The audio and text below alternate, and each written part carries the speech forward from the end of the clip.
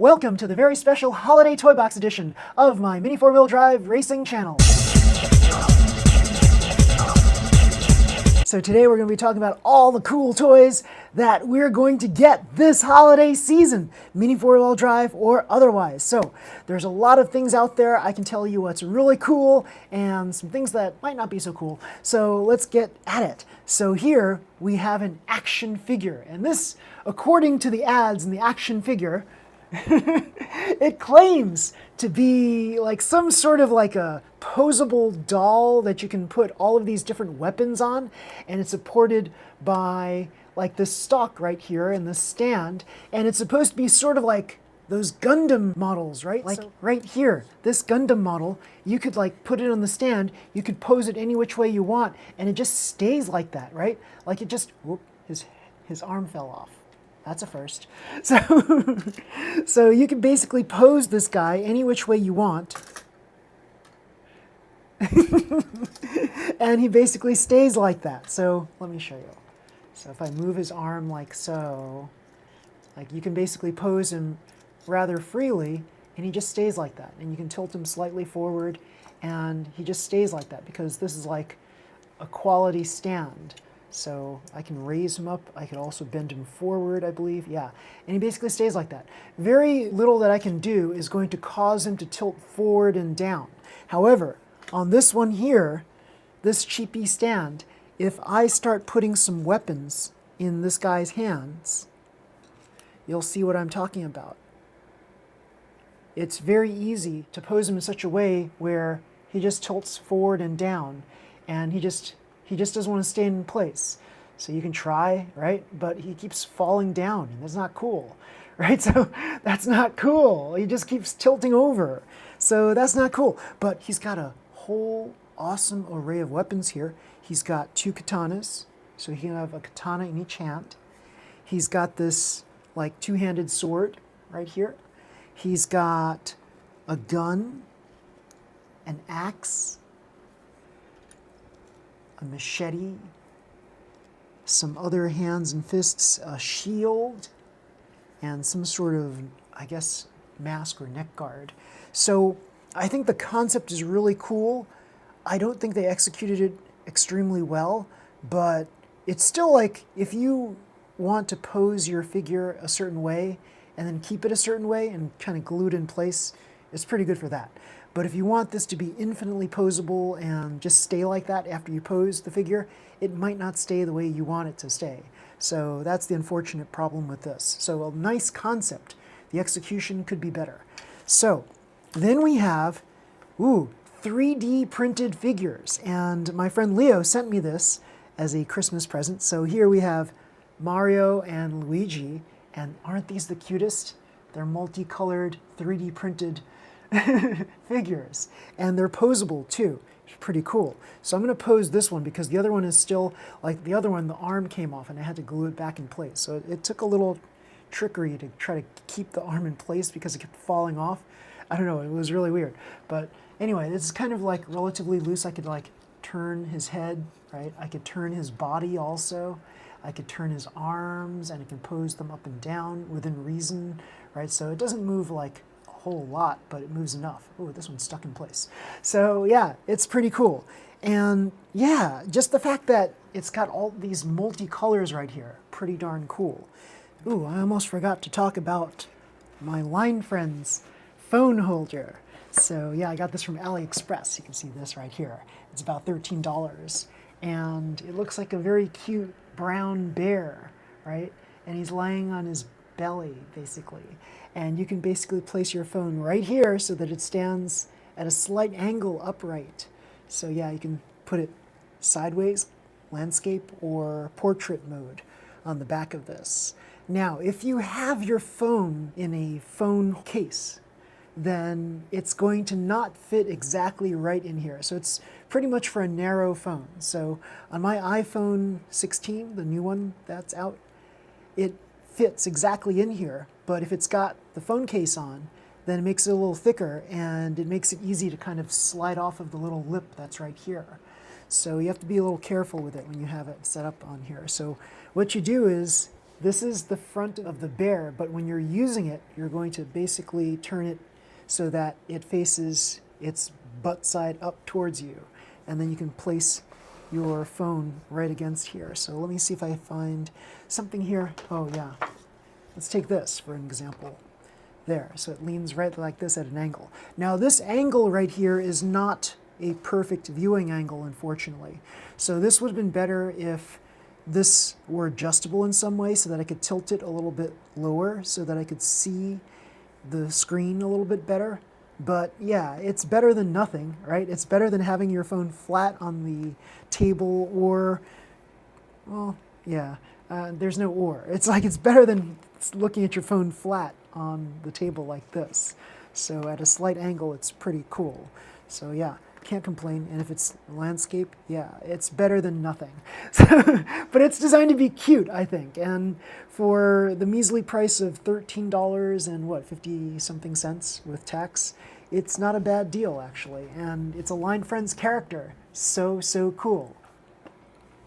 Also, another thing that I forgot to mention is I got this from my friend Leo as well. It is an MS chassis cutter. So you can create your own suspension chassis with this tool right here. Very cool. So it's got precise line points right here so that you can place your MS chassis into these slots right here, and you can cut the chassis at the exact points you need to cut it at. Very cool. So yeah, he 3D printed these for me. Very cool. Now, let's move on to mini four-wheel drive cars. So everybody probably has the Santa car by now. All of you mini four-wheel drive racing enthusiasts probably have the Santa car, yes. And the Santa car is a very cool racer. It's based on all those racers that are like sort of like the Dragon car and other cars like that. It's got the big honking wheels. It's meant for kids. It's got this like little figure inside, and they're not that fast, right? Because it's got the big wheels, they lowered the gear to 5-to-1 gear ratio. So it's not going to be super fast compared to your 3.5-to-1 or 4-to-1 gear ratio cars. However, on the right track, this can be pretty competitive. So how do you make this competitive? Because on certain tracks, like the one here, the one at Sidebite in the big Santa race that we just had on Friday, it was very tricky to keep the car on track, especially if you have a broken-in motor that goes faster than most other people's motors. You have to figure out ways of keeping this car on the track. Now, when I got there, I built the car right then and there. So in half an hour, I built the car, and then I popped in my own broken-in motor as well as my own axles, wheel shafts. And yeah, I wanted to make sure that I had super straight wheel shafts. The funny thing is I checked later, and the shafts that came with this were pretty much perfect anyway. So that was pretty cool. So yeah, and I rearranged the configuration of this car such that I could get this to be more competitive. And the only way that I can keep this on the track with the motor that I have in there, with the axles in there, is if I did a configuration that was similar to this. So here I have the rollers that normally in the front, and these are normally in the back, but I have them in the mid position right here. And so the mid position right here, it's the same distance as if I were to put them in the equivalent holes on the front or the rear. So that was pretty cool. Now the rear, I just decided to take it off altogether and make that into a brake right here because of the nature of the track that I was going on. It was like there was this slope that kept on causing my car to like zoom off the track. And so this actually prevented my car from coursing out in the final 2 laps that I tried racing this on. And had I used more powerful batteries, I probably would have fared a better chance of winning. Sometimes we experiment and we get to a point where we're almost there, and then we just need one more round to qualify. So that's a shame. I found my secret combination, but it just didn't work. So, and yeah, it's just the sad fact that in the final round where I got this to almost work, the final lap of the 5 laps that we had to run, that final lap is where I coursed out. And it was like, oh, why didn't it just stay? Why wasn't I just a little bit slower so that I could stay on the track? So yeah, that's the way the ball bounces sometimes. So cool thing is I got this car while I was there at Side Bite. This is the new Grasshopper.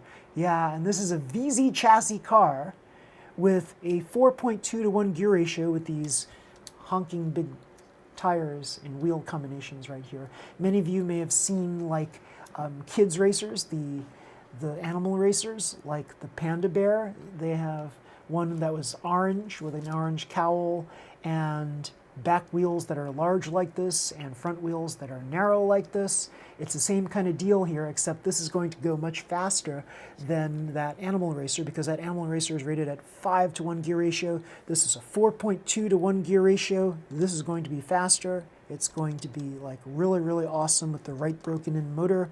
Yes. And straight wheel shafts.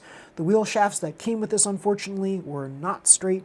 So manufacturing defects, you know, like you have to basically replace the bad ones with good ones so that you can get a really, really good car. So yeah. So let's talk a little bit about open class too. In my toy box, we always talk about Blue Lightning. So let me talk about why Blue Lightning is cool and why there's a lot left to be desired in this. So Blue Lightning is my open class car that I've been building and perfecting over time. And I think one of the things that everyone should look for when they're building their open class is the fact that does your front part, your front DXN AT pivot bumper, if you're using that, slide around a lot. So here, if you take a look at what's happening on here, there's not a lot of give here. It's pretty much in place, whereas on the other side, it shakes a lot. It moves. It moves quite a bit compared to the other side. It's really rocky. In fact, if I can show you right here, it actually, you can see this top screw with the spring, and it's moving back and forth like this. Whereas on the other side, moving at the same amount, you see it's pretty stiff. It doesn't shake, it doesn't move around, it doesn't bobble. And that's because the supporting holes, if you take a look at this carbon plate that I have underneath, I drilled the hole to exactly fit this. Now I didn't do such a nice job on this side, so the hole's a little bit bigger on this side. That's why there's so much more give on this side. That's why this screw mounting point here with the spring, this right here, that's why it's moving a lot more. It's tilting back and forth when I'm moving it. Now, you might say a little bit of give is okay. However, I think that's a little too much give. It kind of bugs me that it's like this. So because I'm hand cutting everything, I have to be so precise. So that's what happened here. I was hand cutting this thing. I was not using a CNC lathe or anything like that to cut these. So I think this is pretty good. This is a pretty good job, all things considered, for like a second try making this thing by hand. But I think it could be better. And that's why over time, I'll just replace that plate. Now, funny thing is, this thing actually broke off. The plate that holds this whole structure in the front in place, it actually broke off during a race. And I was like, oh no, and I glued it back on quickly, and now it's part of it again. So next time this breaks off again, I guess that'll be my opportunity to replace the bottom plate with a new version of the plate with holes that are more precise than before. And I think with less movement, less rocking motion on this one side, it might actually be a lot more stable than it is right now. Right now it's pretty good, but it could be better. So yeah, it's not a super prime time car just yet, but it's very close. It's very, very close. So yeah, it might win some races, maybe based on luck or something, but it's not going to be consistently winning every time because of that rocking motion right there. So take that into consideration when you are designing your open class cars. Now the backside here, I like the backside for the most part, except when I lift this up, there's a little point midway where it's like there's some resistance, and then the rest of the way it's smooth. So it goes up smoothly halfway, and then it stops right there at a little point, a midway point, a little point of resistance, and then you can bring it up again. So it's not like super smooth coming up the entire time. So I have to look at this again and see what I can do to improve this. There is a way to improve this, and I think I know what could be wrong. It could be that I have to sand the front edges of the carbon plates a little bit so that we get a rounded edge on the top part and a rounded edge, no, maybe just on the top part, rounded edge in the top part, so this could be smooth, because right now it's like resistance and the front plates are probably hitting and it's squared. So if it was rounded, it would be a smooth transition. It would be like a circular transition rather than a kind of transition. So I think that's what's going on here. So yeah, but here's the thing, I know what needs to be done, right? So every time you look at your cars and you look at them with a critical eye, always look for specs and tolerances and things like that that you can improve upon. Because every car that you build, you should always be looking at it with a critical eye. Now, I'm looking at this right now. Sometimes you can look at a car with too critical an eye. So by that I mean, you think that there's something wrong when there's really not anything wrong with it. So when I'm looking at this, sometimes I see that, oh, it doesn't look like this whole plane here, the sets of plates right here, the plane that's generated by this set of plates, it doesn't look straight to me. It doesn't look like it's parallel to the ground if I were to sit this on the ground. But really, that could just be like my vision, right? So if I bring this back a little bit, I can see that it pretty much looks parallel. Like that's pretty much what you can do and expect it to be, right? So sometimes being a little too critical, you might find things that aren't really there. That's what I'm trying to say. So don't be overly critical, but do be critical enough so that you know that, hey, if something's like totally off, you have to fix it. So that's my open class tip of the day. Yeah, very, very cool. So the Dragon car is a very cool car. A lot of people like the design of the car because they like this, right? They like this kind of cowl right here. It's a pretty cool cowl, right? It's based on those old-time race cars, right? And some people have even designed, like my friend Evan, designed a Toon Class, a monster Toon Class car based on this car right here. It is so fast. It is crazy fast. And he got it to be so fast with this. And he loves Super 2 chassis, right? In retrospect, I kind of dislike Super 2 chassis. They're not my cup of tea, but he really likes Super 2 chassis, and he's optimized the way he's built his cars based on the Super 2 chassis. Whereas I'm more of an FMA VZ chassis kind of girl. So yeah, everybody's got their favorite chassis. No chassis is necessarily superior to another. Some people might think that MS suspension chassis are superior to everything, but that's not always the case. In certain races, someone with a VZ chassis with all the accoutrements for their car might be able to win. You never know, right? That's the beauty of mini four-wheel drive racing. Sometimes there is a bit of luck involved. Sometimes, depending on the track, certain cars are just going to fare better than others. So there are cases in which VZ non-suspension cars will be able to go toe-to-toe with MS suspension cars. Yes, pretty darn cool. So everybody, if you like this video, please slam the like button, subscribe to my channel, and you'll see more videos just like this one. Until next time, everybody, see you, bye, and happy holidays.